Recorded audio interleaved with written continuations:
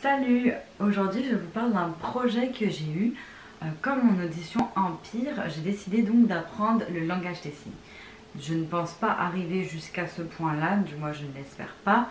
En effet, par réflexe, j'ai tendance, si je ne comprends pas, à interpréter en fait ce que les gens disent avec le premier mot d'une phrase que j'ai entendue et le dernier mot, ou alors à lire même sur les lèvres des personnes. Mais je dirais que plutôt par curiosité, j'ai voulu commencer à apprendre donc le langage des signes. Et je voudrais vous faire une grande révélation aujourd'hui.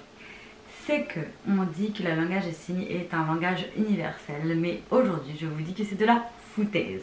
Parce qu'en fait, en voulant m'y intéresser, j'ai remarqué qu'il y a le langage des signes français, il y a aussi un langage des signes québécois, et il y a même un langage différent si on veut parler dans une autre langue, par exemple l'anglais.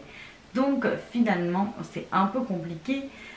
Des choses sont différentes. Par exemple, pour vous montrer concrètement, pour dire malentendant, dans une des deux langues, on va faire ce signe-là pour dire malentendant. Puis dans l'autre langue, on va faire ce signe-là.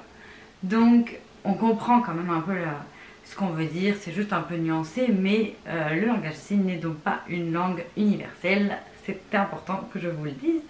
Après, moi j'ai décidé, peut-être, je sais pas, par respect, par mon pays natal, j'en sais rien, mais donc de me focuser sur le langage des signes français.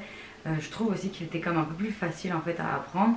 Donc voilà, j'ai commencé par des mots simples, donc 300 mots qui sont simples comme bonjour ou des journées, nuit, enfin manger, des choses importantes dans la vie, dormir.